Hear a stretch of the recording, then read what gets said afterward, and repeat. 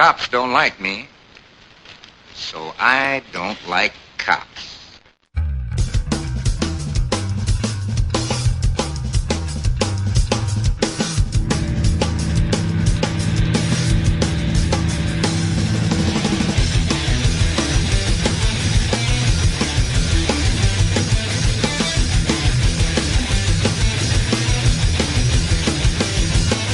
Badges don't grant extra rights. This is Cop Block Radio on the FPRN Radio Network.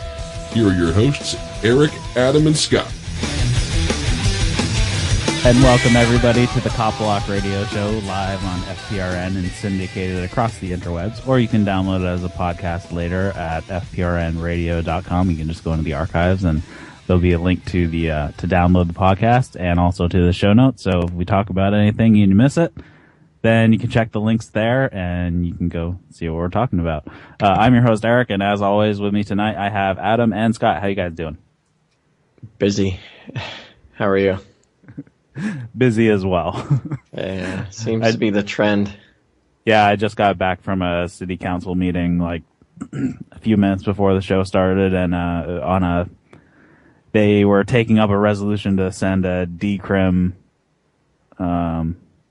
I don't even know what you want to call it, recommendation to the Capitol for marijuana. So I was there for that. How'd that go?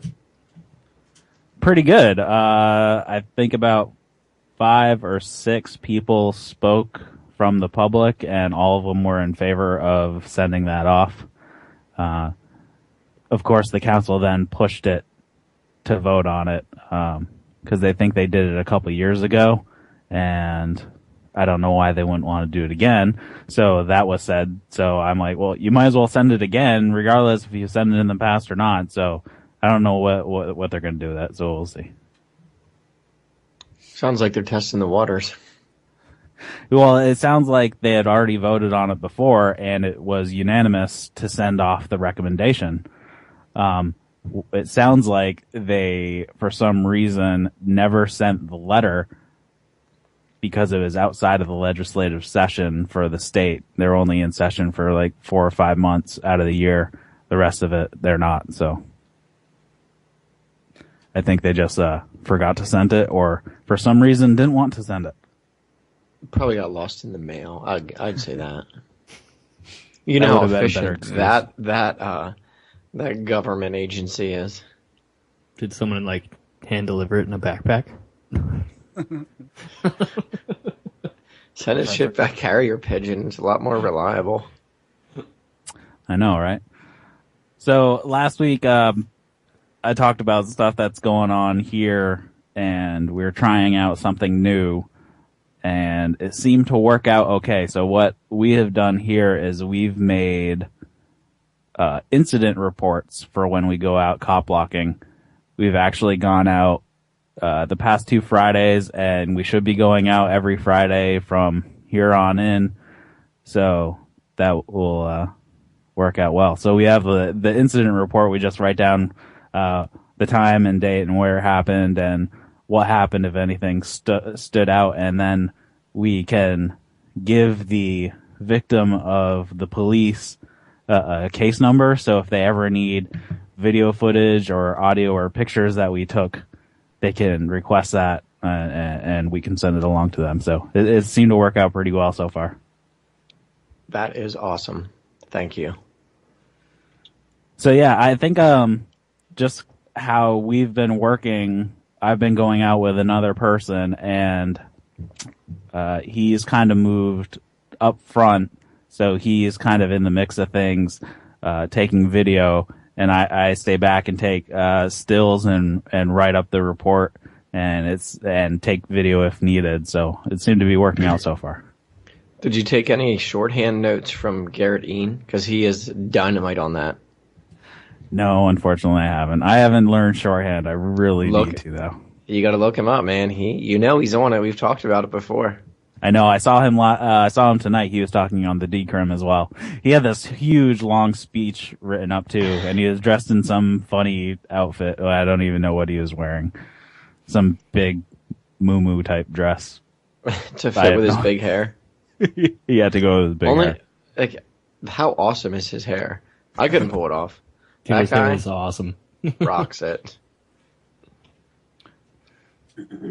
So, and then before the show, we were talking about that this weekend is going to be very busy for us since there's an all-day free music festival here. There's like 12 different venues all around the downtown area that are going to be hosting music all day. And then so that's on Saturday. And then actually that night, there's already been a checkpoint that's been announced. So we have at least 7 people so far going to the checkpoint. So it'll be a very long day since I will be out from 11 in the morning until 3 the next morning. So it'll be a long one. Make sure your batteries are charged. No pun intended.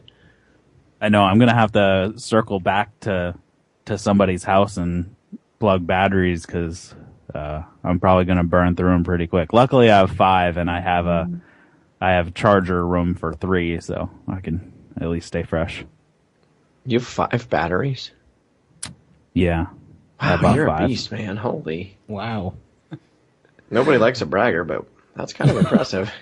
Well, when I bought my camera, I'm like, well, I'm going to need more batteries. So I bought 4 batteries. So I had the 5th that already came with it. And I have a digital SLR, so I actually got the extended grip, which you can put 2 batteries in at once, so it lasts a lot longer. So that's nice. Does that like make it the assault version then? I guess. It makes it bigger and blacker. Extended, and it's all black? So, yeah. So I hopefully will have enough time to drop off batteries and get them charged and then circle back out. And I got 4 64 gig cards, so that should be good for the day.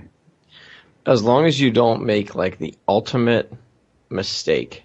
And I see this time and time again, and I know that, sometimes we have to work with what we've got, and sometimes things just happen on the fly. But how annoying is it whenever someone is videoing with their iPad?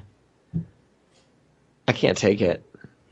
I cannot take it. I'm just like, please, you're embarrassing only yourself. Please put the iPad down. I have to agree. I can't deal with it. It's just, I'm not trying to judge, but man, get a flip video or something. They make those. Get one at anywhere, Walmart, if you shop there. Though at least with like a cell phone, well, even with the iPad, you can still stream it live to the internet, so you can still use Bamboozer or something like that, so you can at least get it out there live. Yeah, but you just look like a knucklehead. Like if I was one of those guys with a badge, that's the first guy I'm going for.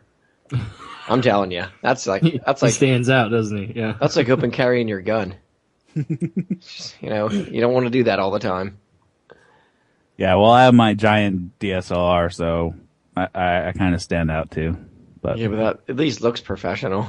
Yeah. Eddie, yes, whatever works. But man, yeah, I can still claim that. Yeah, technology has advanced.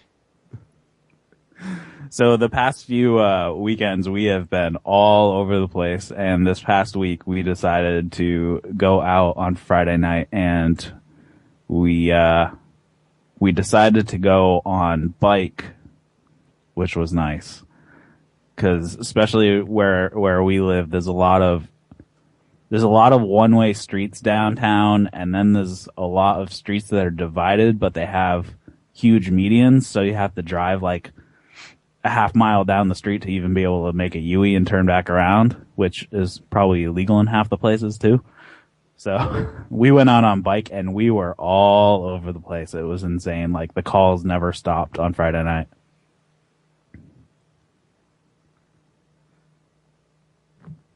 Adam, you said you're going out tonight?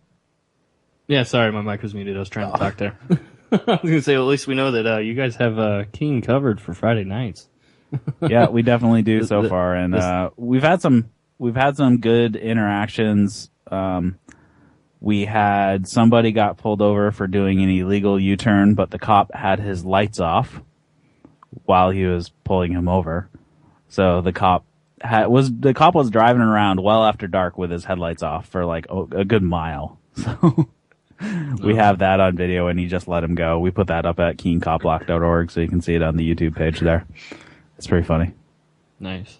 Well, it's good to know the civilians are protected by you guys in Keene on Friday nights. Yeah, and earlier in the night, like 5 people got sent to the drunk tank, but we followed up on a call that came through at like 1:30, and of course over the airways they said man down. We're like, what? So it was only like 2 streets over, so we rode there, and come to find out it was a guy who had passed out drunk next to a dumpster. So tired. earlier in the day they had already sent 5 people to protective custody for being hammered, and I don't know if we had anything to do with it. But we got there and we were filming, and of course he lied to the police like 3 times about his age and who he was. So we're like, oh crap, this guy's definitely going. And I'm listening to the radio while we're out, and I'm assuming they knew we were listening to the radio because we were there wherever they were. So we saw the same cop at like 6 different stops across the downtown area, but instead of sending him to the drunk tank like everybody else, they actually dropped him off at a friend's. Nice. So, now, are you guys using like a scanner app, or you guys actually have a legit radio? So one of the guys, he actually has a legit radio, but the cops here are truncated and encrypted. So luckily he has a radio that does the decryption.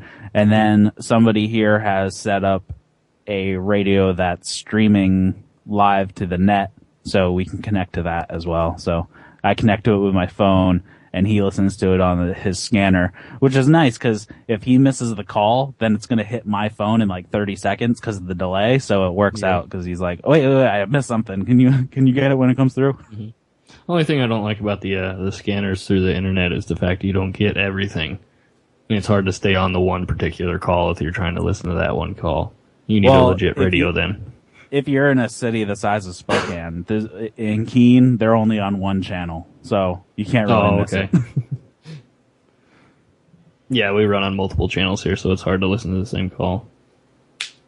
So yeah, our Friday nights have been pretty fun the past two weekends, and we've handed out a ton of literature because we live in a college town, and it's a well-known party school. So there are constantly parties going on all the time, and this Friday and this Saturday is probably going to be our busiest because now all of the kids are back. We've just had the freshmen, the sports teams came back 2 weeks ago, and then the freshmen came in last week. So this week is going to be the full college will be in session. So it's probably going to be a very long Friday night. With a lot of noise complaints, so we'll see. Plenty of content. At least you guys will be there. Yep. So yeah, we've been I've been sifting through the video that we've had, but only the guy getting pulled over while the cop had his headlights off was worth publishing for now. The rest of them are kind of non-events. So. Yeah, but yeah, like you were saying earlier, I got a little bit of stuff going on this weekend. We got Pig Out in the Park here in Spokane going on this weekend. I plan on going down and doing a little bit of filming myself. I think I'm going to go out tonight after the show and go get some dinner and maybe do a little bit of filming if it needs done. More or less. Cool. So I guess we should probably announce it. Tonight we have Derek J. from Peace News Now. He'll be coming on at 10. And then we have Daniel Solomon from Mistaken Bacon, and he'll be coming on at 10:30, I believe. So yeah, that'll be good to hear back from. Sorry, what was that? I said, yeah. I mean, think about it. We have 2 really, really good guests. I was sitting there talking back and forth with Daniel today, and he has set. In my opinion, it's got to be some sort of a record with most arrests in shortest amount of time, which I'm sure he'll get into. But man, talk about just exercising his First Amendment to the T, man. I mean, he's on it. That guy is not afraid to, drop F-bombs and I love watching his stuff because it's so funny because they don't know what to think of him. No, the remarks that he gets out of the cops sometimes are hilarious. They're just dumbfounded. Like, did you really just say that to me? And it's funny. I don't know. Some people I know. I've talked to a few people who have said that that's antagonistic. Antagonistic, and then just overdrawn and unnecessary, and basically pushing the police to the point of arresting him. It makes for good videos, though. It makes does. for very good videos. Great content. Great content. But I'm telling you, like, if you're not wrong, you're right. Well, yeah, he can do it all he wants. It's his First Amendment That's right. I mean, he's fully allowed to do that all he wants. In order to be free, you have to allow others to be free. Mm-hmm. And I'm not saying he shouldn't do it like that. Yeah, he may make the situation worse at times, but that's his right to do so. If he wants to do that, he can do it. Have fun. Keep up with the great work, man. Yeah. And of course, Derek J is no stranger to creative uses of the First Amendment either. Oh, yeah. I love when he's getting arrested and he's holding out a lighter, swaying back and forth, singing "Give Peace a Chance" while he's getting arrested. Yes. It doesn't get any better than that. Did you guys watch the whole victimless crime spree? Yeah. Love it. Awesome. I saw it, as soon as it came out, I was like, man, what's this? And that was kind of, whenever I was getting big into things, and I was just like, this is so awesome. No, it was. Yeah. That was a really well done video. I can't wait to see him back in the Shire for Keenvention, so that'll be cool. Because we haven't met in person yet. Hey, neither of us. Yeah, anyway, how weird is that? So, he's coming on and he got the lucky badge number. I guess you can say it was a lucky badge number. Or at least a badge number for a good cause. Man, he did what it took to get that. I was paying attention, and I was like, well, as soon as I saw that, I was like, he's like, let's stop messing around. I was like, well, that auction's over, and I just went off the website. And mine just arrived yesterday, or I picked it up directly from Kate, so that was nice. Yeah, I got my message today from them saying that mine just came in today, so I gotta get on the site. I forgot to do it earlier today, but I could get on and pay them, so they'll send it to me. So, man, how far have they printed so far now? They're up in the 500s now. Nice. My number's number 509, so they got that. So you got the 500s in, so. Yeah, so for those who don't know what we're talking about, the guy over at Shiny Badges, is that Davi's website? I think it's Davi's website. He made some stamps and now are stamping out cop block badges that are modeled after the Keene PD badge here, but instead of saying Keene Police Department or something like that, it says Shiny Badges don't grant extra rights, and then has a badge number. So that's a lot of them. They've already printed over the 500s. It's got the Cop Block logo in the very center too, right? Yeah, those of the guy I go out with, he already had his, and those things get a lot of looks. It's really funny. That sounded kind of funny, but we'll let it slide. Yeah, I know. That came out wrong. I was going to say my partner, and I thought that would be even worse, but then what came out was like, oh, man, that didn't even work either. Mulligan. Just that's all right. That's all. It's okay, Eric. We're just live. Yeah. Don't worry about my buddy who goes cop blocking with me. My fellow cop blocker. Anyways, he already has his, and the thing gets a lot of attention. It's really funny because he wears his on a chain around his neck, on a leather, badge holder or whatever, something that the FBI or something would carry, or somebody raiding a house would carry. Some sort of road pirate. Yeah. So and when is it gonna? It's gonna come up eventually, to where there's gonna be a problem that somebody's gonna get in trouble with these road pirates for having one. Oh, you know it's going to happen. It's going to somebody will try to misuse it. Well, I don't think they'll necessarily misuse it, but I think it's going to be misinterpreted, and a cop's going to be offended that somebody else has one of their secret decoder rings, their little orphan Annie decoder rings. So far, the cops here have been cool. It's pretty funny when Pete Air showed his to Katie Zamore. She's an officer here. It's really funny. Is her picture on the website? It sure is. And we heard through the grapevine that they are now the Keene PD is actually trying to figure out who belongs to which cop block badge number. They're going to try to organize you guys. Yep. Wait, don't we already have that going on, though? I thought a demo was doing that and was cataloging. Yeah, I know. Apparently they don't know that part. No, what? Apparently they don't know that part. That's already out there on the Cop Block website. Maybe now the NSA will tell them. Yeah.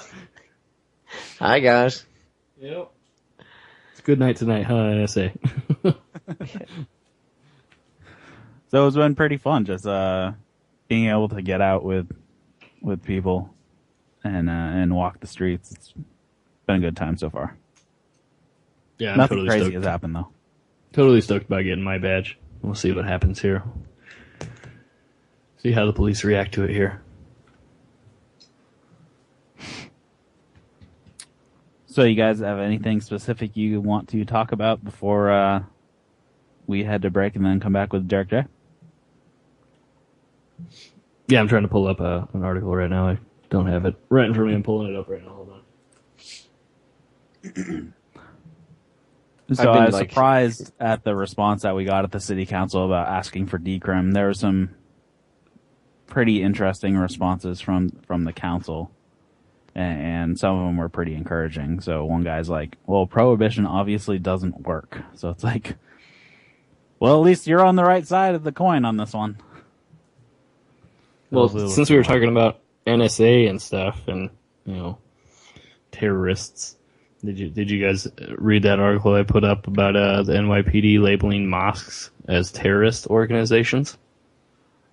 I saw an article about the same thing on Law Officer, and the comments on the Facebook page would appall you. I was appalled just by reading this article. Eric, did you see that? I saw that what you posted. Yeah. And I saw you. I was like, oh, let me see what's going on. I was like, I threw up in my mouth a little bit. So some guy wrote 95% of terrorists are Muslims, and I wrote 95% of people pull statistics out of their ass. Fact. Yes. Because the actual statistic is backwards. It is. So I thought they had something because RTA watched. They did a video on this too. On this article, I watched the video, and I think they said the statistics on the video. I'm not seeing it here in the article, but yeah, it was like less than 5% of terrorists are Muslim. I mean, by definition, I would say 75 to 95% of terrorists are in the government. So. Mm-hmm. What do you mean? They are the government. That's what I mean. Yeah. The government itself is the terrorists. So we shouldn't be selling pressure cookers to DHS. I got some on sale if you guys are looking. I got a whole truckload of them with some arsenic. Some backpacks. And definitely backpacks. The JanSports, not that cheap shit that has Batman on it. The good ones, JanSport. And the ones that are painted yellow with depleted uranium. Yeah, did you hear about that guy who got caught with some... he had some sort of, it was like uranium or something in his shoes. It's like, really? What are you going to do with that? You're going to get on a plane and then you're going to grow a sixth toe. Was that whole article where they basically let him on? I don't know. Did they? I don't know. There was some sort of thing where... I'm trying to remember where I saw that. But it was, I don't know, it sounds kind of Alex Jonesy, but it was basically the CIA convinced him to get on the plane with it. It was more of basically they made the whole situation happen. Where right. Department of Homeland Security makes the terrorist and then catches them themselves, and ooh, hooray for us! We stopped like ourselves. There was the guy that was like practically, mentally retarded, and he had no idea. He didn't have the mental capacity to plan something out, and he didn't have the financial capacity to make it happen. Mm-hmm. And they arrested him as being a terrorist after they completely set him up. Mm-hmm. Great job, guys. Yep. Good job. Put that one in the bag. Problem, reaction, solution, right there. That's right. I'm curious if that had anything to do with the 2 in Colorado who are quote-unquote sovereign citizens who were planning to kidnap a cop and torture him and kill him. I don't know if you guys saw that one. Oh, I'm sure DHS was involved with that. Yeah, well, they arrested 2 people, and the third person of the group was an undercover. So it's like, well, how far did the undercover push him? And apparently there are some 30, they connected up 30 times, and there's a couple hundred hours of audio. It's crazy. So, yeah, they probably set him up completely. That's actually probably the most accurate statistic I've ever heard in my life. What? 100% of terrorists are terrorists. Throw a little freedom beef on top of them, they're even better. You got yourself a point there. Yes. There was and I don't even know if it was a joke, but I can't. It was it almost seemed like an advertisement. And I couldn't. I was so tempted to click the link, but I didn't want to. There was a guy who, I'm not sure where it was at in the world. He broke into a store and was going to rob this store. And the woman who was there was a black belt in karate, and she tied him up. And she fed him Viagra for 3 days. And the guy I guess the guy ended up coming forward. I don't know if this is true or not, but this is awesome. I bet he came forward. You can't make this stuff up. And I'm sitting there and I'm reading this and I'm just dying. I was like, man, that guy, that's a one in a million chance. Wouldn't you almost love to be that guy? I don't know. It depends on, there's a lot of factors involved there, kind of depends. You gotta weigh out the options. Well, you got some random woman that ties you up and feeds you Viagra. I don't know. And it was 3 days. Yeah. Man. It's better than what the police would do to you for 3 days. They'd tie you up and they'd feed you something, but they definitely, you wouldn't be on the giving end of that, if you know what I mean. No. I don't know how this conversation got so far off the rails. I don't know, man. Just got weird. It escalated quickly. I'm going to find it, and we'll put that in the show notes. Do it. You do that. Make sure you forgot the last couple of times, Eric. You got to put the backpack pressure cooker tag in there. Oh, in the actual article, yeah, I'll do that. Well, no, yeah, in the show notes, you haven't been putting NSA keywords in there. At least somebody will view it, right? Maybe we'll get a few more downloads.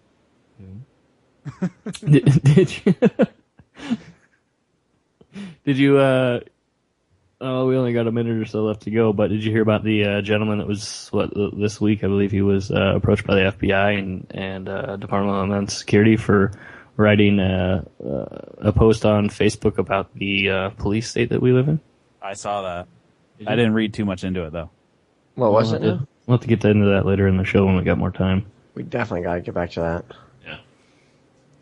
Yeah, he wrote a post on Facebook bitching about the police state and whatnot, and the FBI showed up at his house. Interrogated him. He did it without a lawyer too, impressively. Ballsy.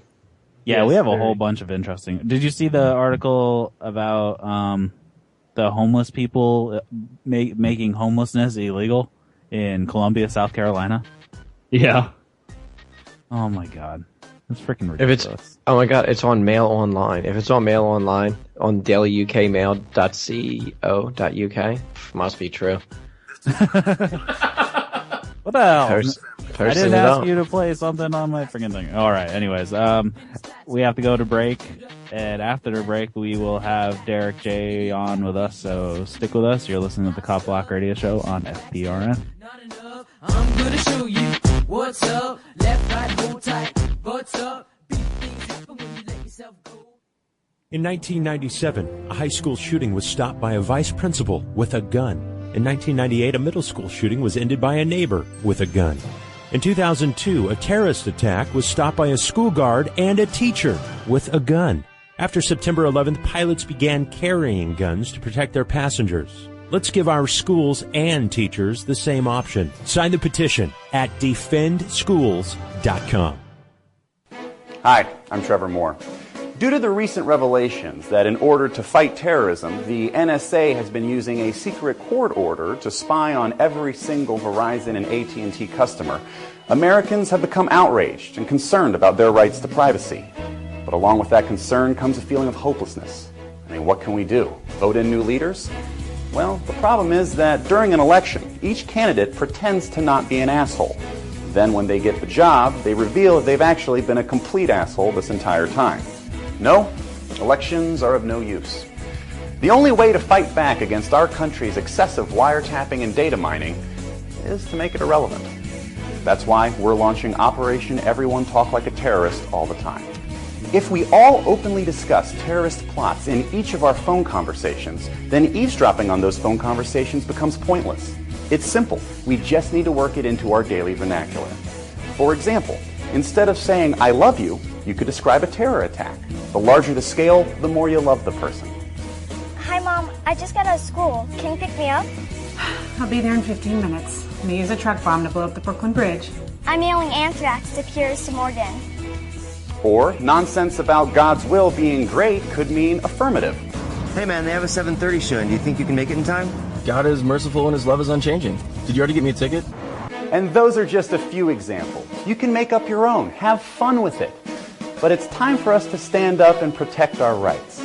Because those assholes aren't going to. Nothing is more American than Diamond Gusset jeans. 100% American made since 1987. Soft and broken in from the start, yet more rugged and durable than any jean you've ever worn. Have you ever experienced missized jeans from China? Well, you won't with Diamond Gusset.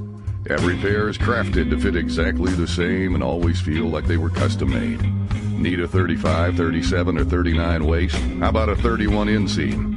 We keep all sizes in stock for the fit you need. Looking for a relaxed fit, slim fit, regular fit, boot cut, or straight leg? We got you covered.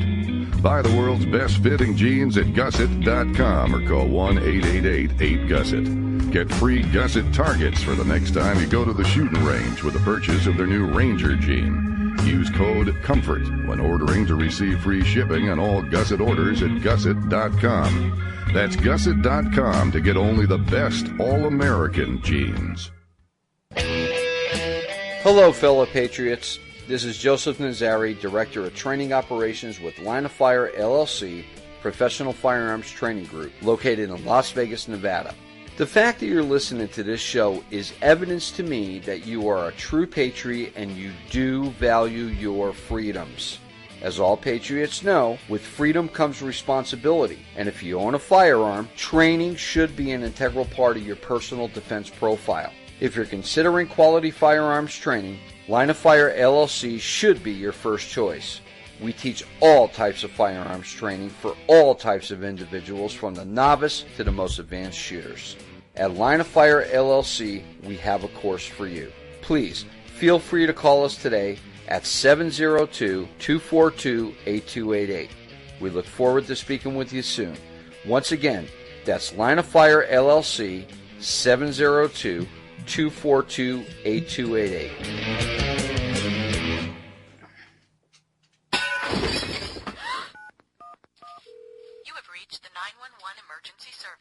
All operators are busy. Oh God, please help me. He's got a knife. You have reached the 911 emergency service. All operators are busy. Please stay on the line for the next available emergency operator. You have reached the 911 emergency service. All operators are busy. Please stay on... 911 operator, what's your emergency, please? Hello? Hello?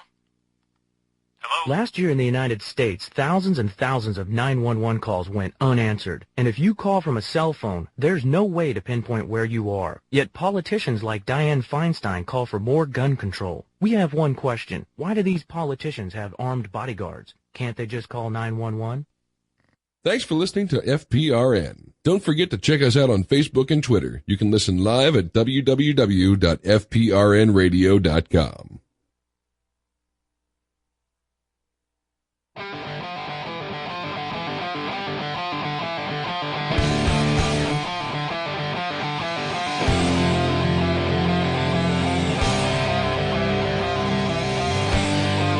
And welcome back to the Copblock Radio Show on FPRN and syndicated across the interwebs.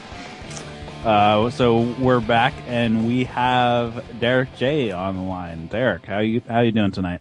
Hey everyone, I'm doing great. How are you tonight? Really good. Excellent. So we had you on early when we started the show. That's right. But since then, can you tell us what you've been doing since the last time we talked to you?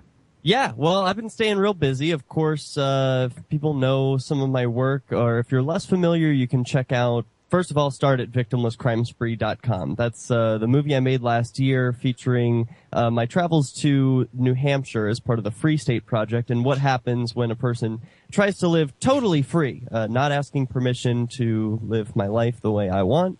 I was arrested 5 times in a span of 6 months, and I answered to those crimes with a global plea deal, and you can check out the whole movie over at victimlesscrimespree.com for free. But that's in the past.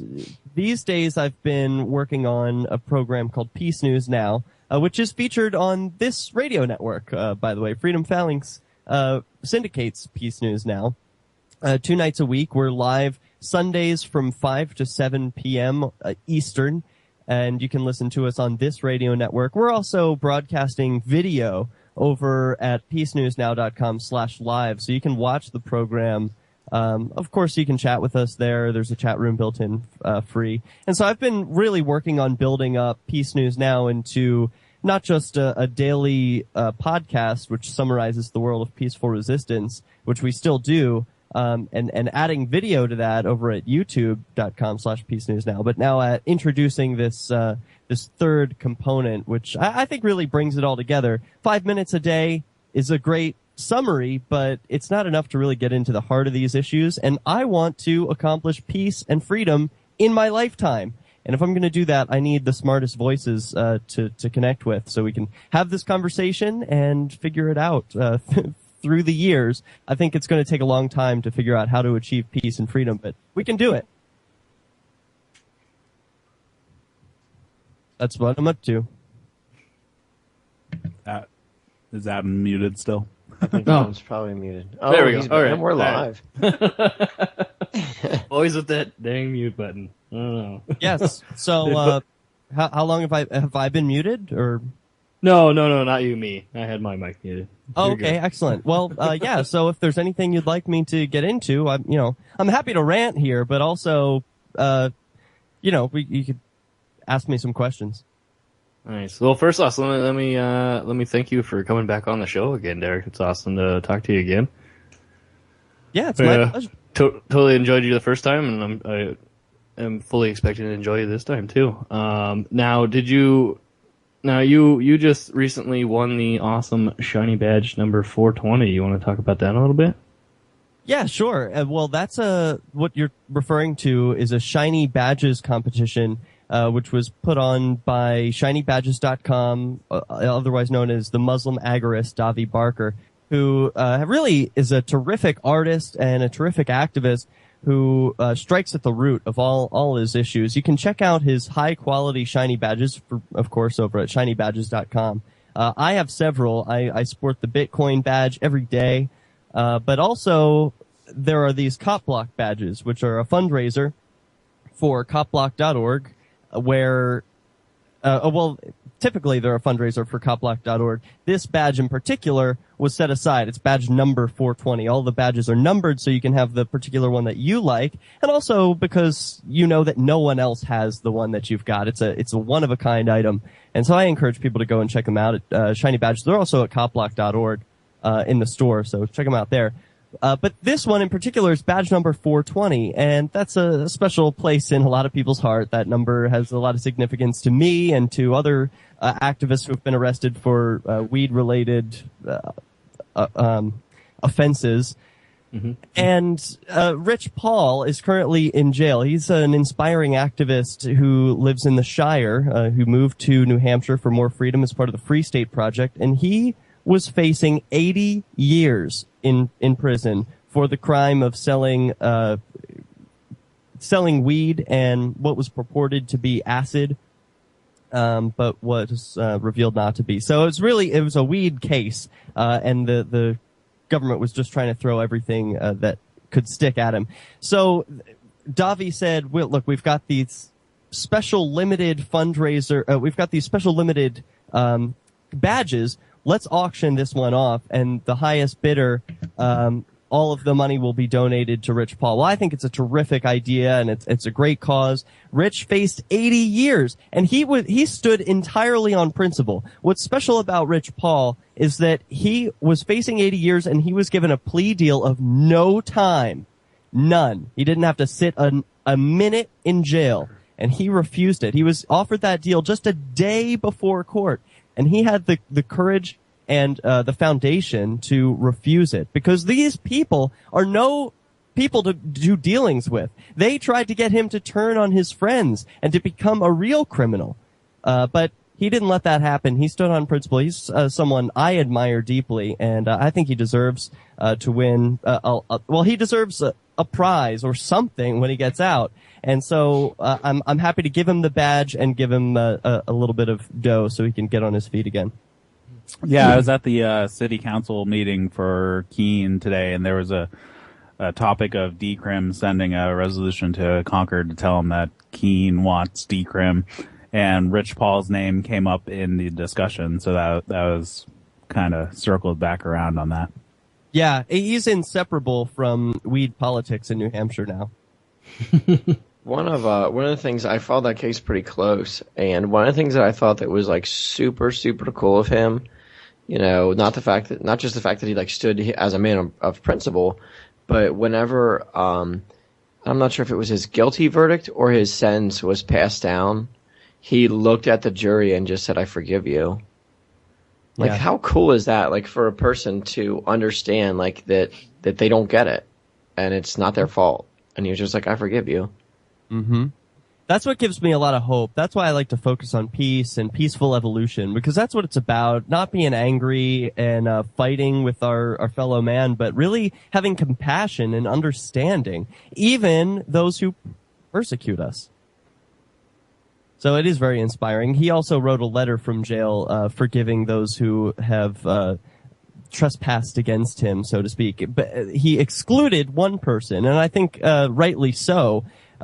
Phil Christiana, whose conscience should weigh heavily upon him this night and always for putting a peaceful man who harmed no one in jail as part of the Boston terrorism, Joint Terrorism Task Force, wasting his time, wasting taxpayer money, investigating a man who has hurt no one, victimized no one, and then turning him into a political prisoner, and using threats of loss of liberty to get him to turn on his fellow friends, to get him to wear a wire into the Keene Activism Center and get people to sell drugs, people who didn't even sell drugs. He was told to help make some drug deals happen. So this was total entrapment. This man should be ashamed of himself. He is pure evil, and those actions cannot be excused. Yeah, I couldn't agree more. It's just it's unbelievable to see just victim after victim of, the war on drugs, the war on terror. The only people who want to stop the war are the victims. Well, one of the places where it's turning around is New Hampshire. Unfortunately, Rich Paul's case didn't work out in his favor, but just a few months ago, we saw a man named Doug Darrell, which is a white, old Rastafarian, just you would never expect. And he had something like 30 plants that he was growing in his backyard, admitted to it fully, said, this is my religion. I grow these plants. And the jury set him free. And the reason was that they had jury nullification explained to them by the judge. And also there was a free stater on the jury who helped explain what jury nullification was. Didn't try and sway the jury one way or another, but they all came to a consensus that this man hadn't harmed anyone. He should be set free. And that's what gives me hope, that there are people who have their heads screwed on right, who when they get into a jury box at least can protect some people who are vulnerable.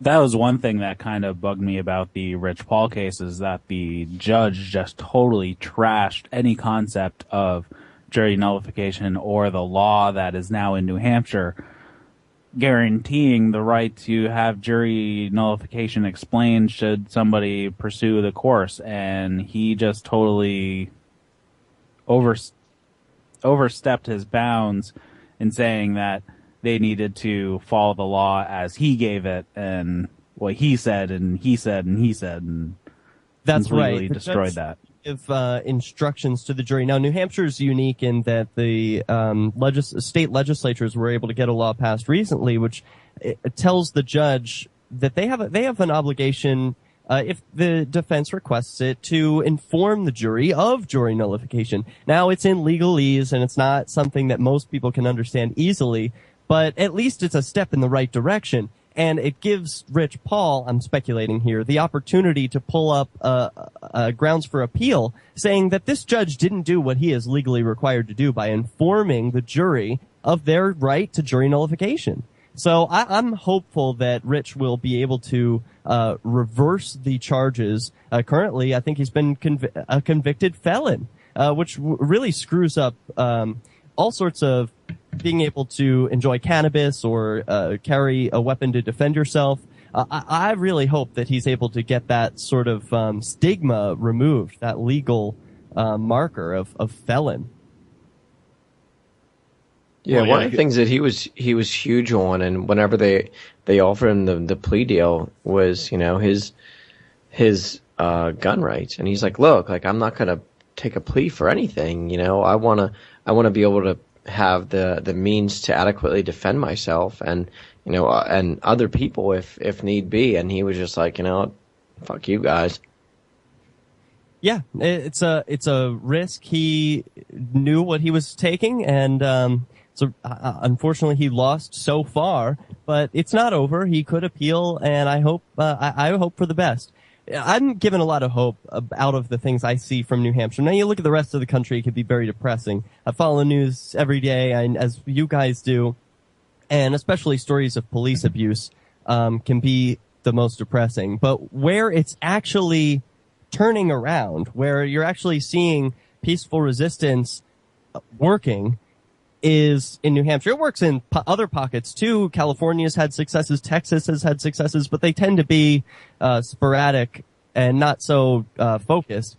New Hampshire's got the Free State Project and all of these activists who moved from all over the country where they were not so effective to one place where they can add their effectiveness with the other who live there. And so I'm encouraged that in New Hampshire there's the Robin Hooders are taking their trial. Pete of Copblock, of Pete Eyre, is involved in the Robin Hood trial in Keene right now, which is being fought pro bono by a pro-civil liberties lawyer, a pro-civil rights attorney from the NHCLU, who he's a kind of a big deal, and he's doing pro bono work for the Free Keene guys for the Robin Hooders.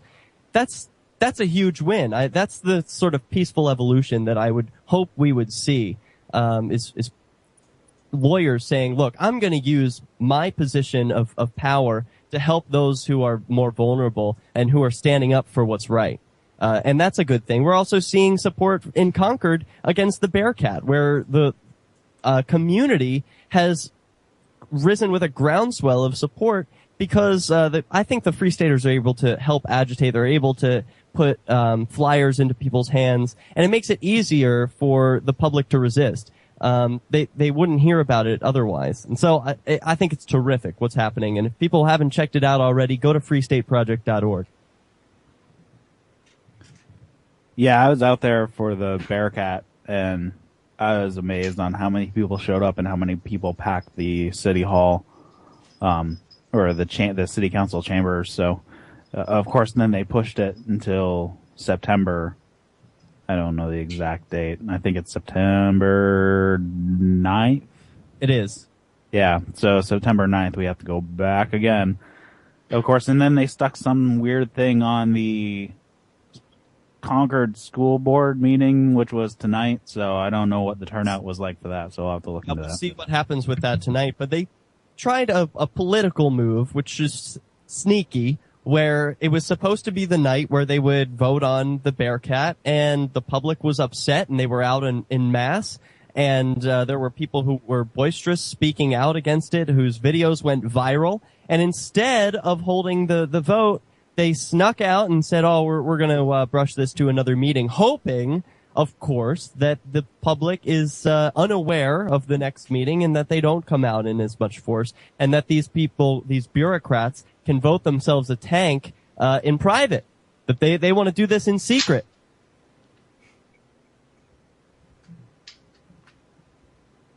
So have you been keeping pretty low when it comes to interactions with law enforcement now that you are currently on your self-imposed exile for the moment? Of course.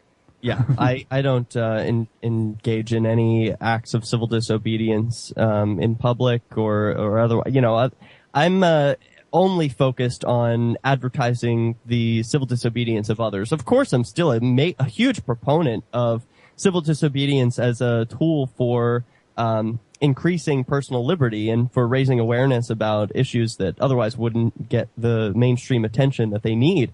But I'm not engaging in any myself. I'm only staying behind the camera, behind the microphone. And that's why people can keep following all of the things we produce over at Peace News Now. I mean, we produce a daily, not just audio podcast, but video over at peacenewsnow.com, where you can see a summary of the world of peaceful resistance. So I follow what other people are doing to peacefully resist, and I enjoy that. I think that's the best way to move forward, because it's creative. It's always creative when you peacefully resist. Anyone can think of a violent solution. That's easy. But to think of creative, peaceful solutions is really the more engaging and the more effective way to go. So when are you heading up to the Shire next? Well, I'm looking forward to the next time I'll be at the Shire is for Keenvention. That's going to be November 1st to the 3rd. I'll be hosting a panel on civil disobedience. I won't be participating in it myself, but we'll be asking a host of those who inspired me to engage in civil disobedience and to move to Keene. People who did civil disobedience in Keene. We don't have the full guest list out yet, so I don't want to announce anything before it's published. But I will be in Keene for Keenvention, and I urge your listeners to go check out keenvention.info, where you can learn more information about not only visiting Keene and the Free State Project, but what sort of speakers and panels will also be going on. And you can even get your feet wet. A lot of these conventions, they happen inside hotels. It's sort of a closed bubble. This is totally different because people who are attending will be encouraged to participate in the activism right there that happens. You can go do Robin Hooding with James Robin Hood Cleveland himself. And that'll be a sight to see. You know, I can't wait to film, 20 or 30 people crossing the street en masse with the quarters in hand, ready to feed those meters. I can't wait to see the faces on those parking meter people. But that's the next time I'll be visiting Keene. I look forward to getting the most out of it that I can. And of course, I won't be engaging in any civil disobedience. I'll be holding a camera, of course. That's a much safer way to go. So do you have any plans on permanently coming back? Oh, yeah, I'll absolutely be coming back to live in New Hampshire. I believe in the Free State Project. I just can't stay there right now because I believe I'm in danger. The last time I was arrested, I was just riding my bicycle down the street, and a police officer came and ran me over with his car. Essentially, he gave me a concussion, and that made me scared. I want to stay away, and that's it's because they use violence against me. So you were talking about how you're kind of taking a little hiatus here from activism now. Whenever we talked earlier, we were talking about the Smoketown Prohibition, and I know that you're right there in Philly, and we're planning on attending and trying to select your 70s themed disco outfit. What's your intention for that event, and what are some of the details around that? Yeah, so Smoketown Prohibition is a really exciting event. I'm happy to be a part of. I've gone to it since its third one. It went for the first couple of months. I was excited about it, but I wasn't able to attend. I'll be there filming, as I always do, and I put my videos up online at Freeman TV, same old channel I've had for years. And it's been interesting. I've learned that the feds are actually watching my channel because they sent some video of mine to N.A. Poe in his discovery. So that was interesting.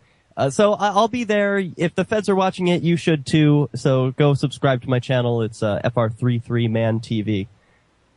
And also, I was filming one of the videos you'll see going up before Smoketown Prohibition. I was just filming yesterday in PA, where a man, Robert Fernandez of LemonadeFreedom.com, was paying his property tax bill in all singles, which I think is a great way to peacefully resist. If you're going to pay the man, at least make it difficult for them and show them for the criminals they are by bringing it in a duffel bag and having them count and have to listen to you on the microphone as you tell them what criminals they are, and hopefully this won't be used to blow up brown people overseas.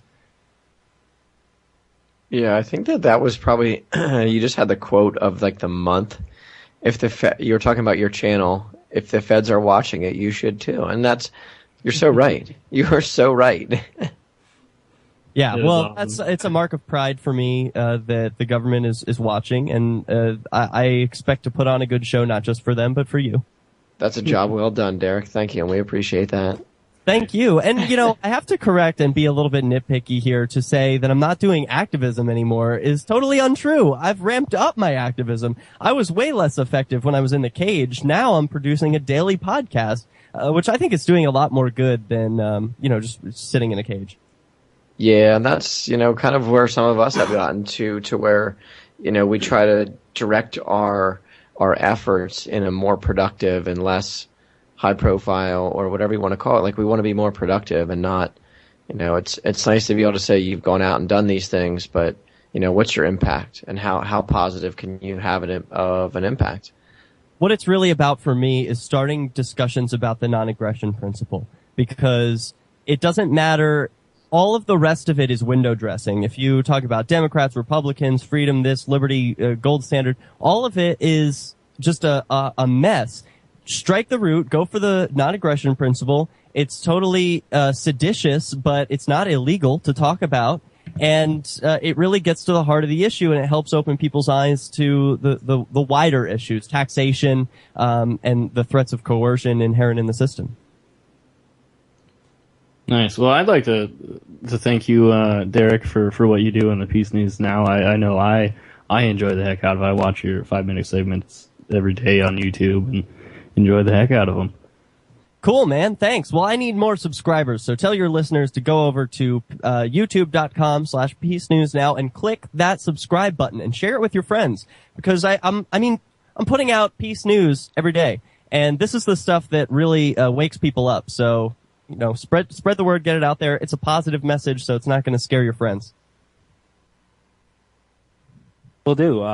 Thanks a lot for coming on, and we look forward to speaking to you again in the future. It's my pleasure, guys. Thanks again. Peace. Thanks. So yeah, everybody head over to peacenewsnow.com and sign up for or subscribe to his YouTube page, because it's really cool to see a 5-minute, basically a podcast on a daily basis about the goings on for forwarding liberty. So yeah, his format's really cool because, like, if I try to listen to like Molyneux or any anything of substance, it's too long. and you can't listen to the whole thing at once, like 5 minutes. Everybody has 5 minutes while they're doing something. They can be listening to the Peace News Now. You can also find him on Facebook. So check out Peace News Now on Facebook and on YouTube. He's doing an awesome job, man. It's really good. All right, so after the break, we should be joined by Daniel Solomon from Mistaken Bacon. So stick with us. You're listening to the Cop Block Radio Show on FPRN.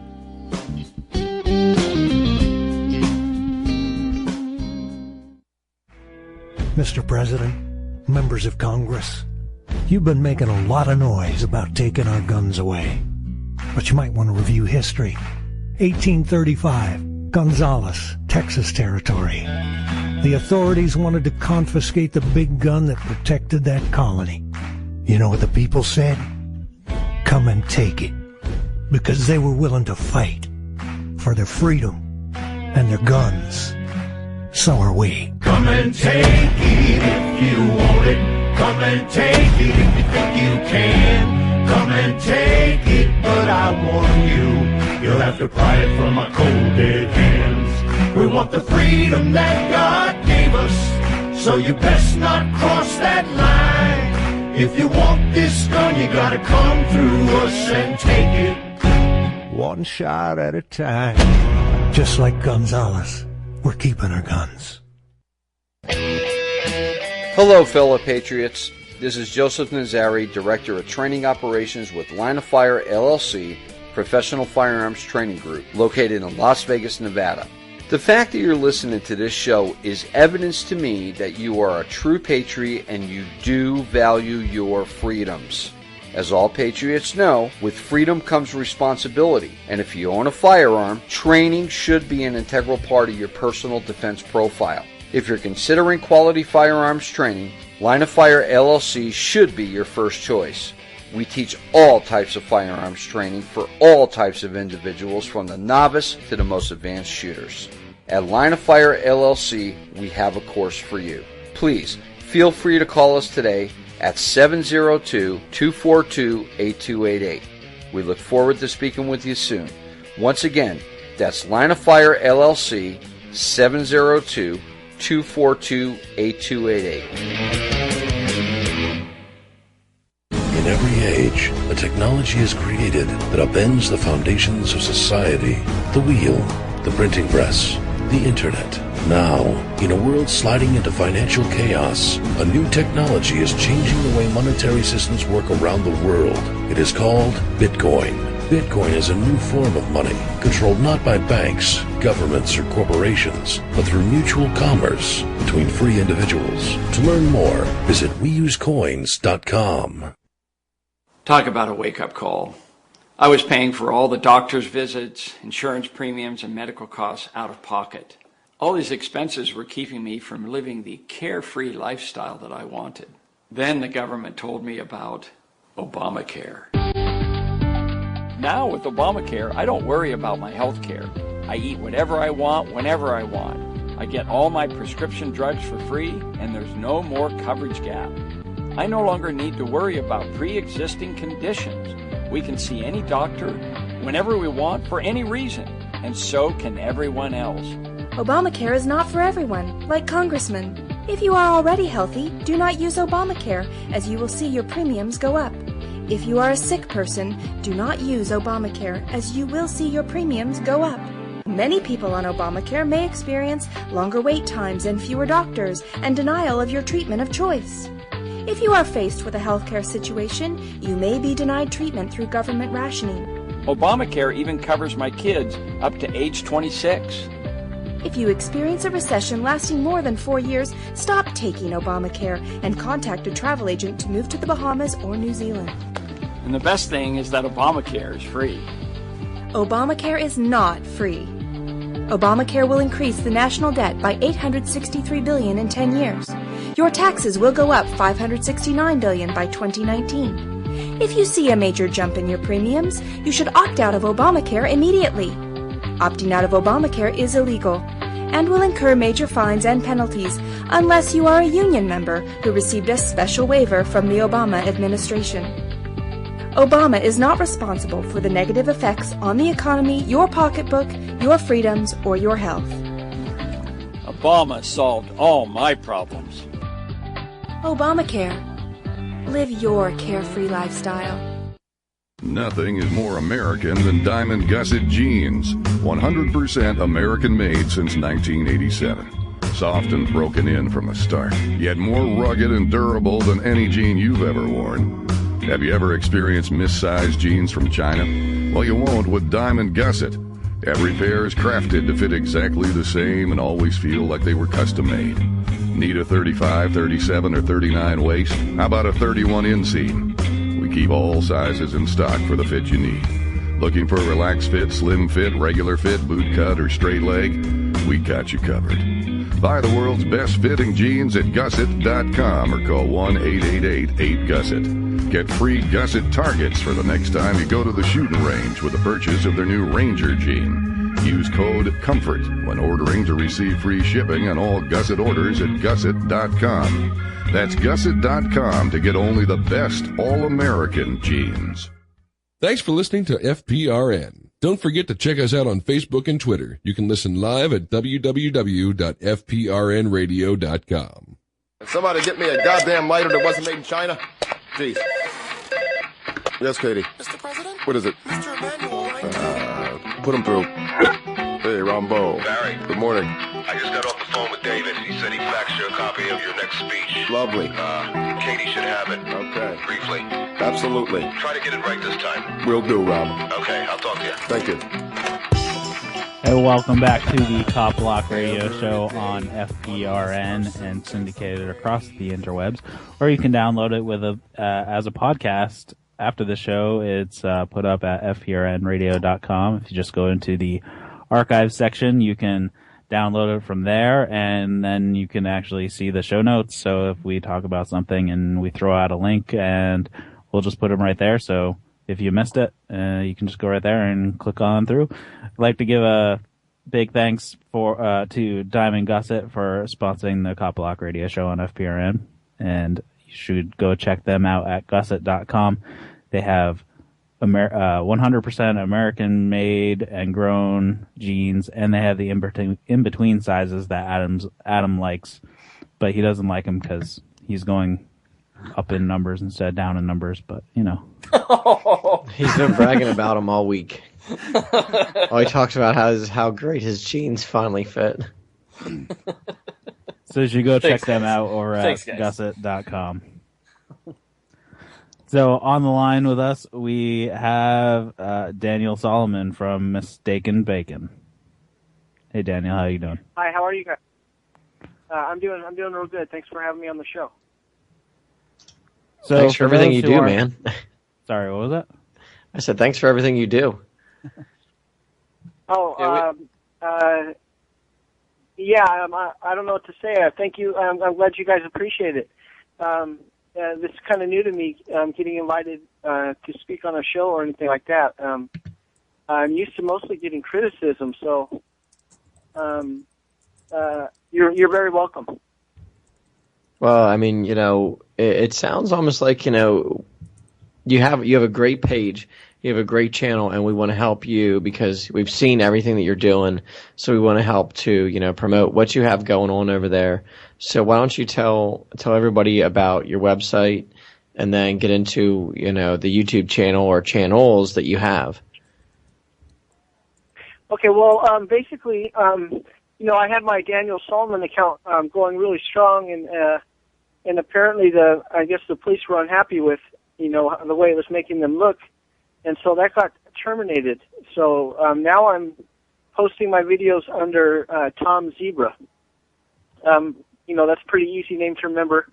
So Tom Zebra on YouTube, and then a viewer set up mistakenbacon.com for me. And basically that was something that I had said to a couple police officers, and I guess the viewers thought that was funny. You're mistaken bacon. And so that's so a huge idea, tagline. That's a keeper, man. Where do you come up with that? You're as bad as me. An ex-girlfriend of mine said that to me, probably a decade ago or something. She said that to me one time, "You're mistaken bacon," and I thought it was funny, and it just seemed more appropriate to use on, with the police officer. And I have no idea where she heard it or if she made it up, but it just stuck in my head. And then not that long ago, I used it against a Torrance police officer who was kind of out of line. And then, it just came into my head. I said it, and people thought it was funny. So, so my Mistaken Bacon website is basically, I expect that the police will probably shut down my Tom Zebra account in the future. And so, the idea behind Mistaken Bacon is I don't want to be censored again and have all my, I worked for a year and a half on my account to just have it shut down and terminated for no good reason. I don't want to have that happen again. So if Tom Zebra, if they the idea is if they censor my YouTube accounts, that my videos will still be online and people will still know where to find me. With the Mistaken Bacon, that's fairly easy to remember. And it's security just to hopefully make sure that I'm not censored off the internet again. Yeah, I mean, I've watched as many of your videos as I can in the past 2 weeks since we kind of started talking, and yeah, I've spread the word a little bit and trying to get it out there. But one thing that I've noticed about you is, I mean, don't take this the wrong way, but man, you got some huge balls. You exercise your First Amendment to the extreme, and there's a lot of people out there who aren't as willing to assert themselves the way that you do, and I mean, I have to commend you for it, man. You get it done. Yeah, it feels good to speak to the police. That it comes naturally, and it's immediately gratifying. On the other hand, sometimes it gets me thrown in jail immediately too. But I've recently come to the conclusion that I'm going to have to stop using profanity, even though it's what I like to do. But I think because I want to work with other people, and I think some people that I care about and that care about me recently have actually suggested that maybe I need medication. They didn't, they don't understand that when I'm cussing or whatever, it's not because I'm melting down or losing control. It's because that's just the way I was expressing myself, and a lot of times it's effective. I don't think you've ever, in any of the videos that I've seen, is people might say, oh, well, he's not professional, he uses profanity, but you have never, spoken in a derogatory manner to anybody. You might use foul language, and you might tell a guy not to fucking touch you or get your fucking hands off of me, but you've never insulted the person as a person. You've asserted yourself, and but I think that one thing that you have a really good mix of it. Now, I know that you were trying to recover some video on, was it like Monday or Tuesday? You had a mini little victimless crime spree there. A couple of arrests in a short amount of time, and there was some video. You want to talk about what happened? Well, yeah, I was arrested, like 3 times in 3 times last week. And, the first arrest, the police actually deleted my video, but they, in the interrogation room, I pretty much busted them. They tried to pretend like they hadn't, looked at my cameras yet, and they tried to pull it out of a sealed evidence bag as if we were going to look at it for the first time. But on my Contour camera, the door was unlocked, and on my Samsung camera, the door was shut incorrectly. It was obvious they had already been in there. And then, to make a long story short, something very unusual happened. I confronted them about having edited the one video and deleting the other, and they actually, they still held me for 3 days, even though I didn't break the law. But once they released me, I was riding my bicycle out of the parking lot, and they called me on the phone and said, come back at 3 o'clock and we'll have the video. They actually gave me the video that they deleted. And that's very uncommon for police. When they cover something up, they don't usually backstep and change their mind. So I'm very grateful that Hawthorne Police Department had the courage to make a correct decision, even though they made some mistakes. But before the situation was concluded, they at least tried to, do something correct. They returned my video to me. Now, Gardena Police Department, on the other hand, they still have a camera and video of mine, and they're refusing to give it back. They did like the opposite. Basically, they told me they were going to copy the video. They said that, it's your camera. We don't have any reason to keep it. We're just going to look at the video, and if there's evidentiary value, we'll copy it and give it back. But then once they reviewed the video, now they said they're not going to give the camera or the video back without a court order. And it's obvious why, because it looks really bad for them. A police officer attacked me and tried to knock me off my bicycle for no reason. His excuse, he said that I was riding with no hands. It's not illegal to ride with no hands, and even if it was, that's not an excuse to try to knock somebody down off of a bicycle. Yeah, I mean, that's assault, dude. So, yeah, I don't care who you are. It definitely is. I mean, I landed on my feet, fortunately, and I didn't drop my camera, and I think that's what upset them the most is I landed on my feet with my camera still pointing at them. And, I think they basically arrested me just to take my camera and to take the footage. And that's exactly what's going on. So, my attorney's gotten involved now. I don't know if we're ever going to recover that video or not. I kind of have the feeling they're never going to give it back because it's going to look really bad for them. Yeah, they're going to cover up for each other. Now, have you had other, you already talked about your attorney. Do you have, you got like a guy on retainer or something? Have you had any other lawsuits against them? And how did you get to the point where you're so active? Like, you have so many videos that it just seems like it's something that's very near and dear to you. Yeah, it's hard to explain. I have a ton of videos, and even today I was standing outside a Dollar Tree store having some cookies with a friend of mine. And as we're standing there, the police come skidding into the parking lot and draw their weapons on these guys.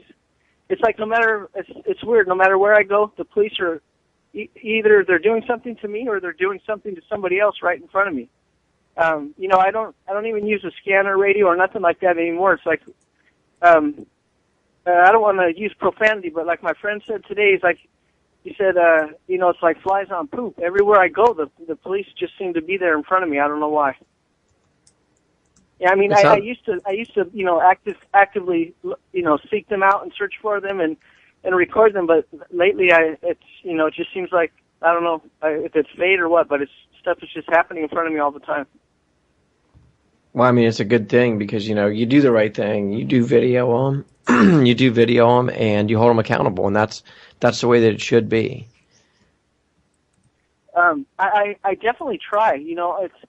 It gets frustrating because it doesn't matter what you catch them doing. They never will admit that they've done something wrong, no matter how obvious, no matter how guilty. The only thing they ever will do is sometimes they will retaliate, but they will never ever admit fault. That's my experience, with them. Now there was I'm trying to think of, there was a video, and you're really big on, you ride your bike pretty much everywhere, but you're really big on, going into the police station and, hey, I have some questions and stuff like that, and you seem very polite, and whenever the situation escalates, you kind of escalate with it, and you're like, you know what, I'm going to be professional. What are some of the big videos that you have out that people have really either commented on, good or bad, or that some of your favorite ones? I think most of them. I think most of them all got taken down. But for a long time, what I was doing was I was secretly recording in the police stations when you try to file a complaint, because if you go in there and try to get a complaint form, and they don't, like, now it's different now because they know me. They see me from a mile away. They know who I am, and they say, hello, Daniel. But when they don't know who you are and you try to go get a complaint form, it's dangerous. They try to intimidate you. They try to arrest you. At the very least, they're rude as hell, and you just can't get anything accomplished. So, as I became more and more aware of that, I just kept recording this over and over, and I kept going into these stations and recording the way these guys acted and what they were doing to me. And then when they found out that I had been recording them all this time, then they arrested me. And then at that point, eventually I had all these videos and audio recordings. I started uploading them onto YouTube, and my comments were not very nice. And then then the police retaliated against me and arrested me and held me in jail for 4 days. And I don't know. I don't really hold a grudge anymore. I'm not really mad. Even the officers that arrested me this last week, I'm a little bit in disbelief. I thought I had that they knew me well enough. I thought all that the arrests were behind me. I didn't think I was going to be getting arrested anymore. And then I found myself in jail 3 times in the same week. I'm a little bit confused now. I don't know what to think. Yeah, how much time, between these 3 arrests, how much time did you spend in jail? I mean, you got arrested 3 times in a week. That's like a record. Yeah, I basically spent 7 days in jail that week. But now, when I say, the way I'm counting the days is, for example, I was arrested on Friday night and released on Saturday night in Gardena. I count that as 2 days because it's Friday and Saturday. But the reality is I was only there for 24 hours. Now, and in Hawthorne, they arrested me Sunday afternoon, and they released me Tuesday morning. But I count that as, if I'm in jail for a fraction of any day, I count that as a day. So, and then in my arrest in Torrance that week, they arrested me in late afternoon and released me the next afternoon. So that was less than 24 hours, but I still count it as 2 days because it was 2 separate calendar days that I was, partially in jail each day. So, so I was in jail 7 days, but I didn't spend that entire time in jail. I think I had about a day and a half out of jail in between the 3 arrests. Now, what kind of response are you getting from, the people of your area? I saw that there was one, I don't know if it was a phone call or what, where you were on your bike and you were close to an area and somebody I think they called you on the phone, and there were some people who were Hispanic that were being raided by the cops. Yeah. And you went over and you started, talking to them and trying to get names and badge numbers and stuff. What kind of response have you had from the people in your area? Well, the people that in the area that know me well enough, they, if I understand your question correctly, they call me. They'll call me, especially when I had my. I think I lost a lot of my viewers, but people would comment and tell me there's a checkpoint here, or people that I know will call me on the phone and they'll tell me if there's some kind of police activity going on. And usually if I get a call and if I'm anywhere in the area, I immediately would try to go there. But sometimes being on a bicycle, if it's far enough away, it's kind of hard for me to get there. But and most of the time, I could be heading for some incident, and usually I won't make it to the incident because I'll find something on the way there. I could go out for a ride right now. There's always police activity going on constantly somewhere, and you don't have to go very far to come across, somebody that's being illegally searched or detained or whatever it is. Yeah, that's what we were, kind of talking, and one of the guys was talking about how your videos got taken down and stuff like that, and you're trying to get everything back up. But I know that the videos are out there. I don't know what you have to do. Which I don't know if you have to tag them or something like that. But people have seen your videos on Break.com. They've probably been on LiveLeak. I don't know. I'm not a computer savvy kind of guy. I'm not good at that stuff. But man, you gotta tag your stuff so people can find you. We're gonna spread the word about Mistaken Bacon because it's such an easy tagline to remember. But anything that we can do to help, man, we're here. We're huge fans, and we've kind of been talking back and forth between Adam and Eric and I for the past. I think it was like 2 weeks ago whenever I had first talked to you on the phone, and who was it who were we talking to that night? I think if you're asking me, I think with Jeff Gray. It was Jeff Gray. And where's Jeff at? Florida? Yeah. Yeah, it was pretty cool. We were on a conference call between California, Pennsylvania, and Florida, and that's how we got hooked up because people Jeff spoke so highly of you, and he's like, man, you got to get him on there. Daniel's doing some amazing work. Yeah. I don't know what to say except for thank you. I really appreciate it. For a long time I did this, and I did it secretly because I don't know why I was embarrassed of it, but but I thought people frowned upon it.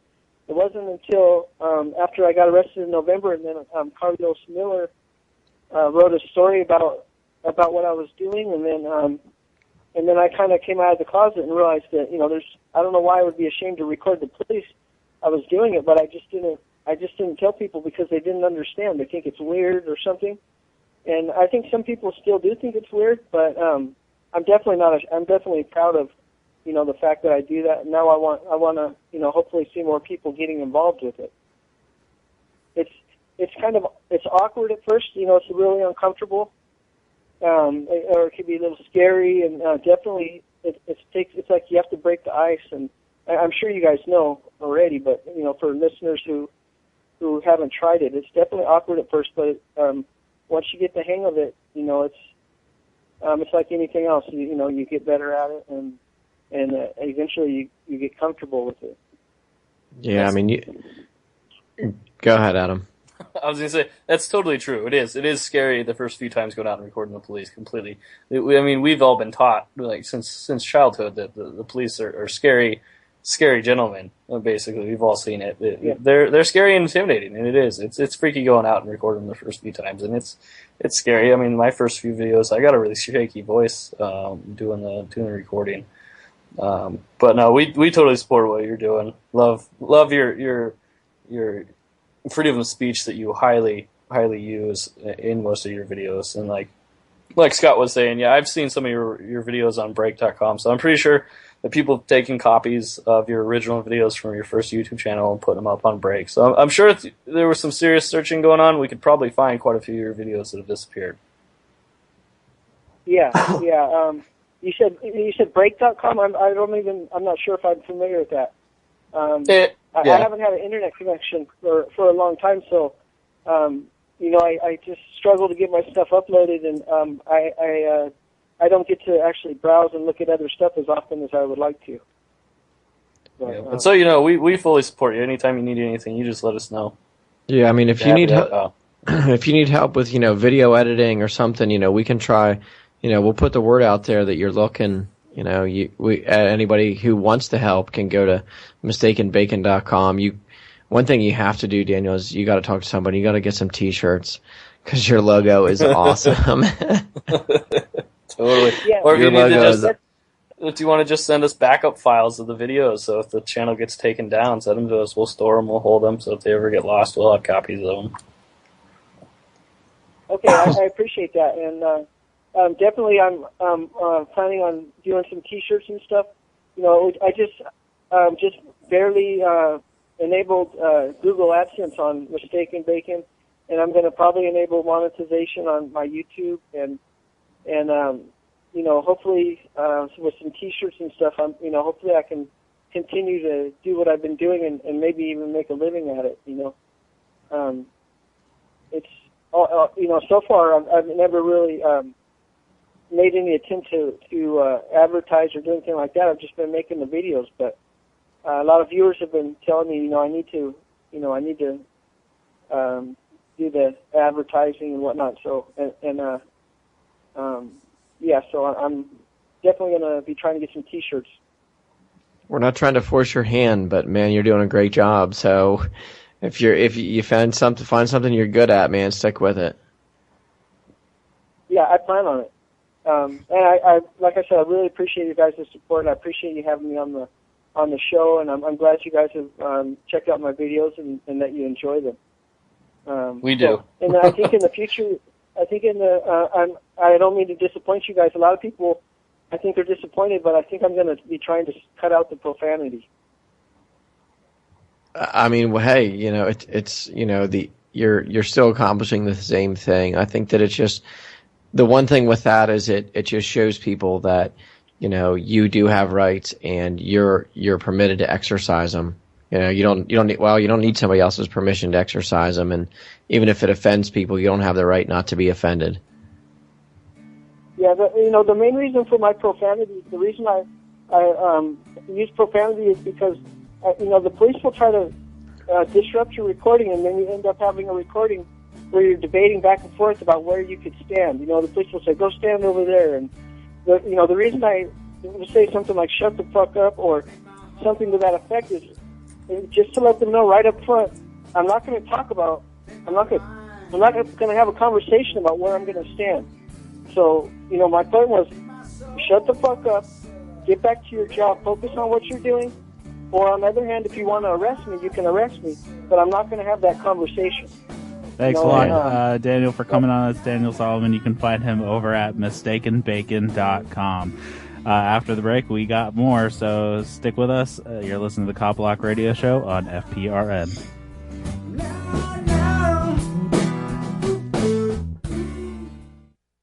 Tired of living in a violent society? If every citizen was armed, no one would be dumb enough to shoot people. It's exactly the ethos our founding fathers had when they wrote the Constitution and then changed it, which is what makes it sacred now. Come mingle with safety-minded people like you at the Liberty City Gun Club. Our nation is still the world leader in one thing: armaments. Nothing says excitement like a night out with a small caliber semi-automatic weapon. Get social at the Liberty City Gun Club. Well, yeah, it's getting tough out there. Yeah, no doubt. I work in home invasions, mostly. Some murder, occasional rape, if she's hot, or really bitchy. And I'm a huge advocate of gun control, absolutely. Every time I kick in a door or smash a window, I face the possibility of being shot and killed. Allowing citizens to own guns creates a hostile work environment for me and my associates. No one should have to work under those conditions. I say make them all illegal, absolutely. I mean, I break the law for a living. I'm a professional, so it doesn't really bother me. No doubt. Your local violent criminals work hard and put their lives on the line every time they attempt to murder, rape, abduct, or assault a member of the citizenry. They desperately need your help. With your support, there may finally come a day when a violent criminal can have his way with you or someone you love without the fear, anxiety, and stress caused by knowing there's a possibility his victim might be armed. Please show your support by voting for stronger anti-gun legislation, because criminals prefer unarmed citizens.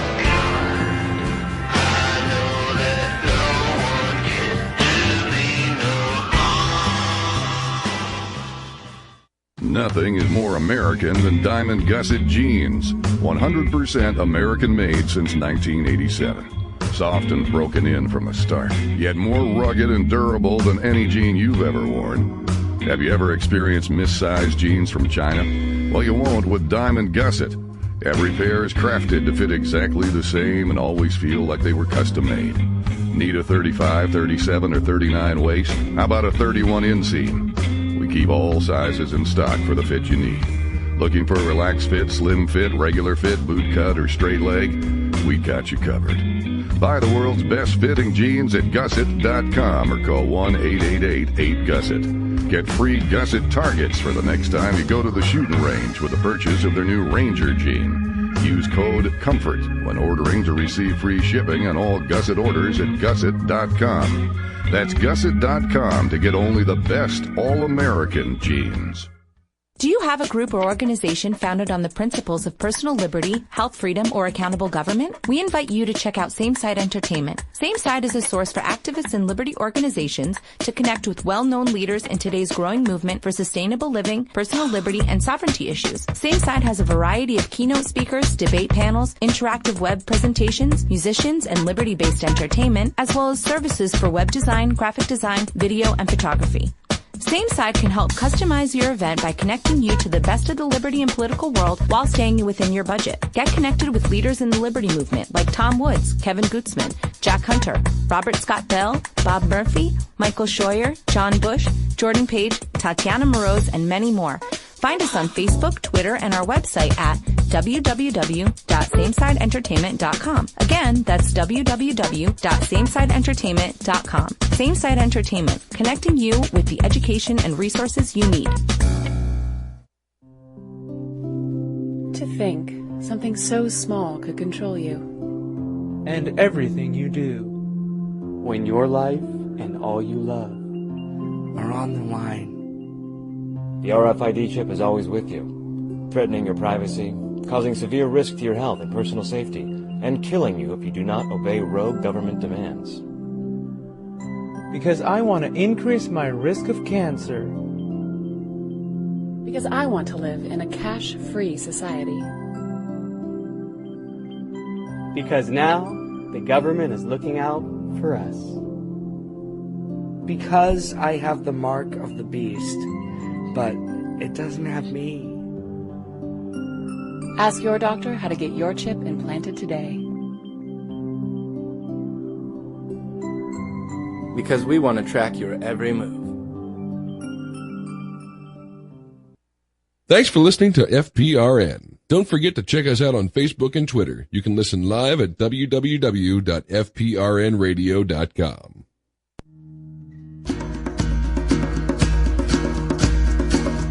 Listen to the sound that you hear like an echo in your head. There's a strange vibration rising now from the heart of America, America. And welcome back to the Copblock Radio Show, live on FPRN and syndicated across the interwebs, or you can download it as a podcast. And if you are listening to it as a podcast, just know that we are live every Wednesday night at 9:30 p.m. and you can listen to us at fprnradio.com, and there's a link right there to listen live. So if you're downloading the podcast and you didn't know that we were actually live, now you know. So you can listen to it live. So apparently we have a new show on FPRN. Can somebody talk to that? Yes, no? Hold Maybe on, so? I'm pulling it up. I lost it. I had it. You're throwing a curveball there. What happened? I know, right? I didn't set that one up very good. Yeah, it's called Endgame, Beginning of World War III. Starts September 7th. It's coming up. What time slot that going to be? Let me check my schedule. I like to say like I'm from England. It's on Saturday from 9:30 to 11:30 Eastern. I always just like assume it's like, American time. 9:30 to 11:30 Eastern. So they're on right after Line of Fire. American time, correct. America. All right, cool. So Pete Eyre, the co-founder of Copblock, is out on the police accountability tour right now with Jacob Crawford from WeCopWatch.org. And unfortunately, they couldn't call in live this week, but they did send us a message that we wanted to get out to everybody. So if we can play that. How's it going, listeners of the Copblock Radio Show? This pre-recorded audio segment is to bring you up to speed about the activities of myself and Jacob Crawford, who are now on the road with the Police Accountability Tour. This week, we're not able to call in live, as we just landed in Cape Town, South Africa, and are getting settled, but we compiled some audio clips. I hope you find them thought-provoking. If you want to view them or any other content we're putting out as part of the Police Accountability Tour, be sure to head over to copblock.org/tour. One of the first things we did was join a community meeting in East Austin to discuss a recent killing of Larry Jackson by Austin PD. How do you walk around in our community, shake our hands, and apologize, but it's not summertime until one of our black males or Hispanic males is gunned down like a dog? Are there bad cops? How many hands do you think went up in that gym? Every hand. Are there racist cops? How many hands went up in that gym? So if you know that, why would you run? Because they are. A couple days later, on Saturday, August 17th, we joined many other awesome doers at the Peaceful Street Project's second annual Police Accountability Summit. I was very inspired to meet with and see the activities done and the impact had by people involved with Peaceful Streets Project, as well as Cop Watch and Cop Block. Jacob and I gave a presentation entitled A Growing Movement, in which Jacob gave an overview of the police accountability movement since his involvement starting back in 2000. Specifically, he noted the impact that's been had from the proliferation of inexpensive cameras and cell phone cameras and the advent of online video hosting sites. One person we were able to interview was Jose Vela, the founder of Dallas Cop Block. I go out and do my own cop watches on my own. 077 unit number, is that what I see over there? Yeah. Alright. Okay. We're just making sure you're not violating anybody's civil rights around here. We don't hate the police. We just want them to make sure that they're not violating anybody's civil rights. Also at the summit was hip-hop artist B. Dolan, who, after sharing a bit of his own background, performed his song, Film the Police. Film the police. Film the police. Film the police. Film the police. After the summit, a few dozen of us headed out on a cop watch shift to keep the community safe. Throughout the night, I had asked several police employees whether they had ever arrested another colleague. How about you? Have you ever arrested a cop? You have arrested a cop? That's impressive. Can you name the situation? I'm telling you, I've arrested a cop. I'd love the name and date. I honestly, I respect you a lot. I don't know anybody off the top of my head. You don't know any cops off the top of your head that you've arrested? Oh, I thought you just said you had arrested a cop before. You have? Cool. The night closed with Austin PD employees on horseback, pushing people out of the streets. On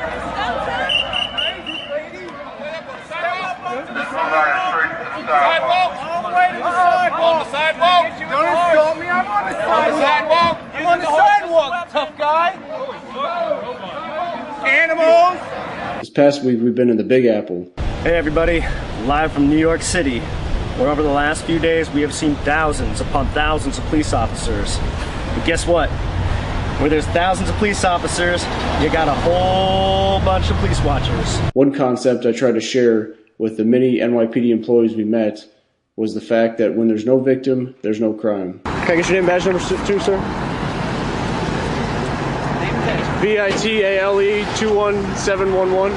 Can I ask, was there a victim tonight? No. In one example, which underscores just how important it is to have a camera at a scene of a police interaction, an individual who was handcuffed and pushed against a car when we arrived was 30 minutes later unhandcuffed and appreciative for us being there. It actually ended up working out. I feel our cameras did make a difference because the guy was released and the tone did change once we got there.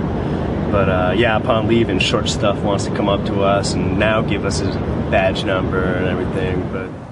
But what division do you work with? 88 Precinct. 88 Precinct. Okay, thank you very much. Come and visit sometime. Okay. Say hello. Jacob and I hit the streets in many parts of New York City. One night, Luke Radowski of WeAreChange.org joined us. He shared with us some really on-point thoughts. Ultimately, the only thing holding you back from your true potential, from justice, is you. So stand up. Don't only learn your rights, but learn what you could do for yourself and humanity, and go out there and film everything you see. We believe the Police Accountability Tour has a lot of potential. We can together have a bigger impact. Please do get involved in whatever capacity you're able. This is a community-funded project, and we need your support. Go to copblock.org/tour and donate anything you can. Thank you. So, yeah, they were checking in from South Africa, which that is going to be interesting getting updates from them. I don't know why anybody would want to go to South Africa, but, you know, they went. Apparently, it seems so random. What? Seems random. Yeah, I think Jacob knows somebody in South Africa who just got out of prison, and he was in the same prison that Mandela was held in, I believe. So I don't know how how much he knew this person or he just knew of him online. But yeah, they're spending quite a long time out there.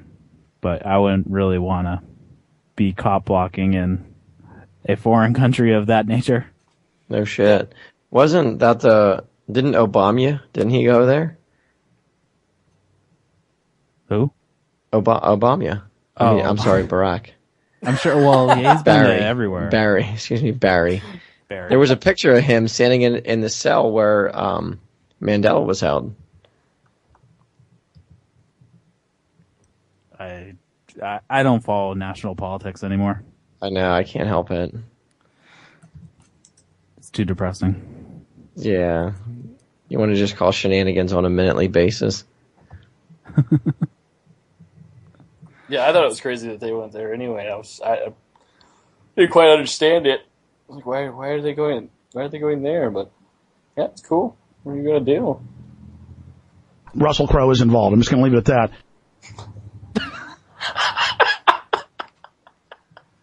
Yeah, the producers decided to pull up a frickin' of all things, the Chicken Little soundboard. I'm trying to save you, you idiot!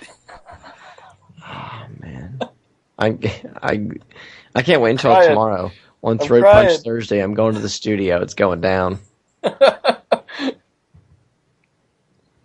Oh, yeah. Too much. All fun. right. So early in the show, you talked about the guy who robbed the store and then was taken hostage and fed Viagra, and then we finally realized that it was from the Daily Mail and it was all bullshit. It was from the UK, Daily UK, man. So we need to English make a version. retraction. I said, I don't know how true it is, but, funny. So not true. So funny. I don't care who you are, that's funny. It was funny.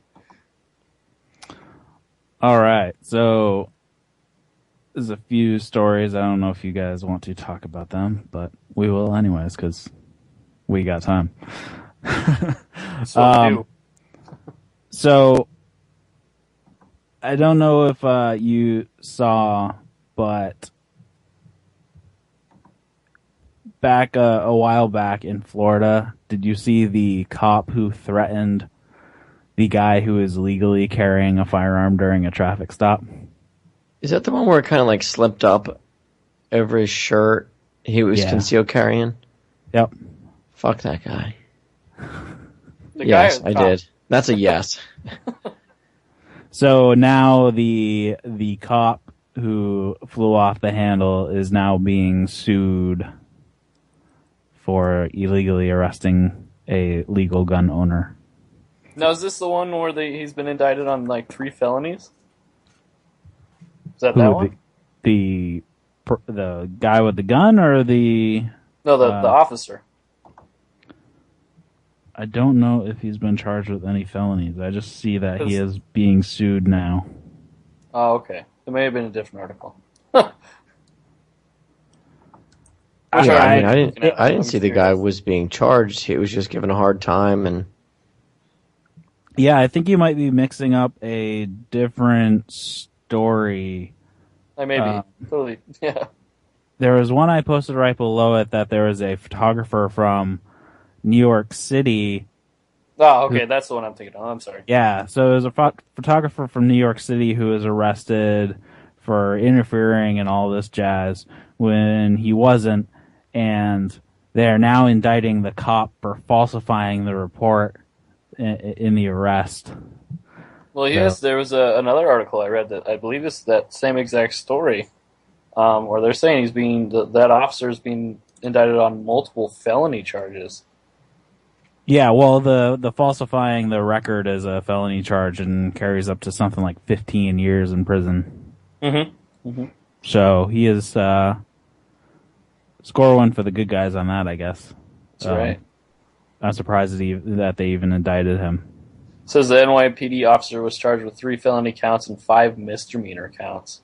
Yep. Doesn't say what exactly all the charges are. But yeah, totally. One for the good guy there. Yeah, it's a lot of falsifying and lying and amazingly getting getting covered on that. So, did you No, go ahead. I don't have anything else right now. I got one here. It was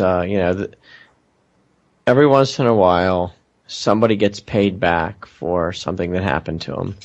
So this was in New Jersey. There was a disabled person that was beaten, and they will be, I guess, compensated, you could call it, nearly $500,000 for what happened to him. His name is James Bayliss, Bayliss, and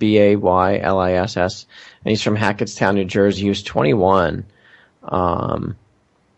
And I guess they were, the cops were looking for some burglary suspects, and they stopped a car that he was in, and they forced him to step outside the car, and things kind of escalated, and this guy ended up getting beaten, and he was mentally disabled at the time, apparently.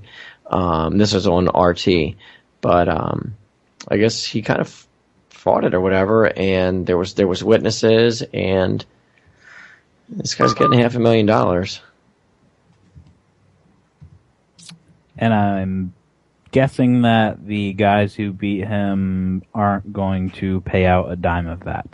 Oh, come on, you know better than that. You know better than that. I figure I just point out the obvious, so those who are not following along might get up to speed.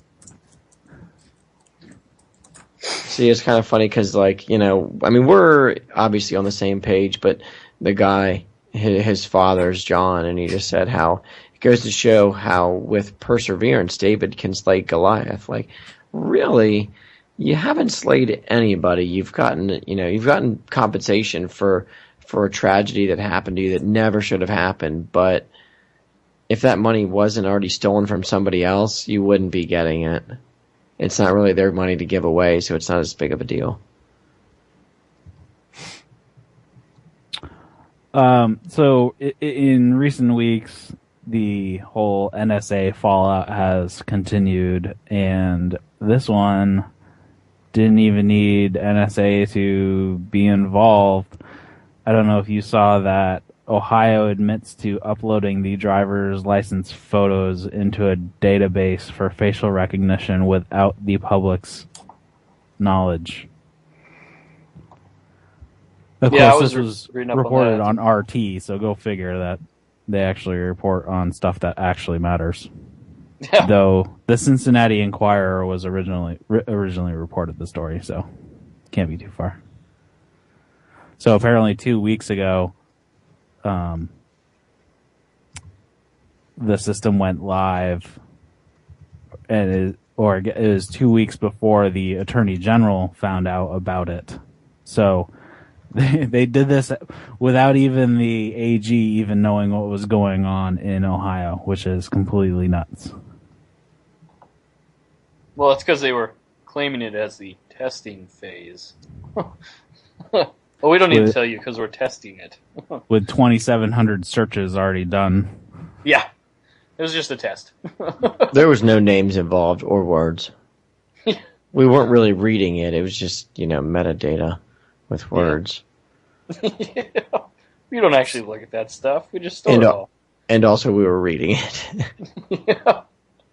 Yeah, so with those access to the system, it has 21 million photos in the database that they could match people against. Yeah, that's crazy. And the system finds the 12 images most likely to match a snapshot that they run through the database, which is...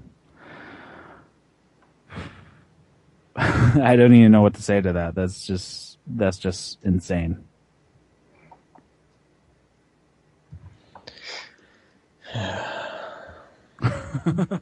I'm just like... You sound I haven't been arrested 3 times in 1 week, but it's one of those fucking weeks, guys. Oh, it's never ending.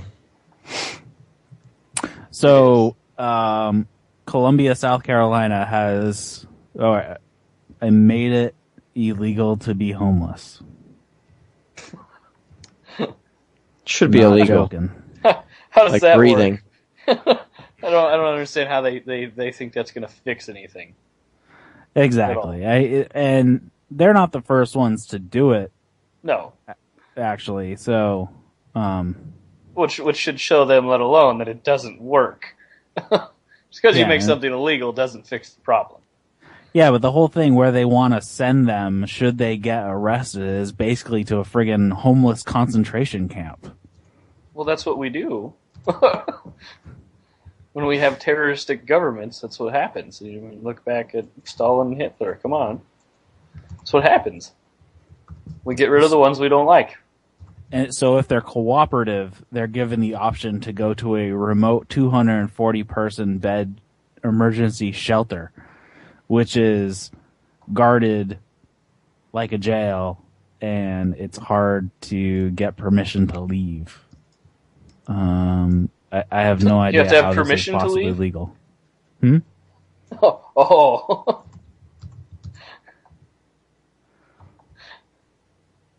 So, yeah, well, now, there's your now right to it's freedom of illegal to movement. be homeless in Columbia, South Carolina. And it was a unanimous vote, no less. Was it? So, those people are freaking evil, whoever voted for this.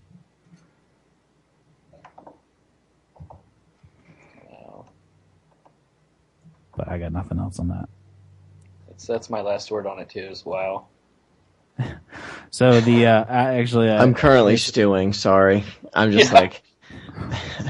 So running the shelter 24 hours a day, 7 days a week for the 7 months straight that it's only actually operational from March to September. Will cost the city $1.7 million. But the emergency budget plan has only budgeted $500,000. So they're going to go more in debt by doing this. Right, so they're going to spend $1.7 million to keep homeless people in a concentration camp against their will because they're homeless. So they're just going to keep them homeless. Because that'll fix it. Because they're homeless. Right. Yeah. That'll fix the problem. Spend more money. Always. Yeah, I got a great idea how to fix homelessness. Let's keep them homeless in a shelter. Yeah, let's spend a bunch of will. money, make it illegal, and house them. And not let them leave. Yes. That always works. Some very uncompassionate dicks there in Columbia, South Carolina. We can make that dick of the week. There you go. Yeah, the There City we go. Council of Columbia, Yeah. South Carolina. You All of guys them. are the What dicks is it of with the- like? It just seems like last time it was the police department on the bus. Yeah. Well, the time before that it was the girl from DC. So it just seems like they're collectivizing. So now it's They are. the entire council. It's dicks of the week. There's so many. Well, it's so easy because there's so many people involved with this. So it's like, if there's so many people involved with it and nobody thinks it's wrong, then there's a fucking problem. Yeah. I don't see how anybody doesn't see that as wrong. I don't. Who are these people that that they're putting in charge of running their government there? I mean, really, they need to pick better. So to wrap the last one up, we've talked about it in the past, but there was the woman who was arrested because her kids put some rocks in a mail slot. You guys remember this story? And it was all caught on No. dash cam. I don't remember that one. Oh, so it was, she was like taken out of her car and searched, and of course she didn't do anything, but somehow she was found guilty for disorderly conduct and obstruction, even though everything on the dash cam showed that she did nothing, and it was the police who were acting out of line the entire time. Wow. I guess I'll have to link to that one so people can see it. You will. It's not surprising though at all. Nope. All right, so that's all we have for this week.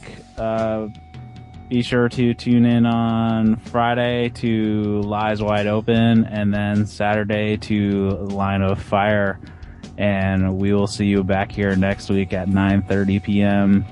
Eastern. So until then, remember that badges don't grant extra rights.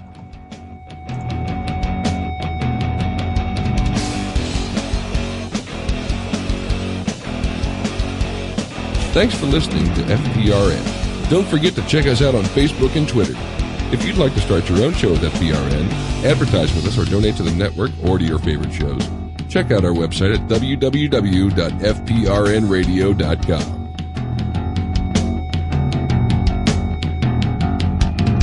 Lacing up my boots, lock and load my guns. Am I all alone? Am I the only one that can feel this way? My oldest been betrayed. This ain't protecting freedom, this is digging in.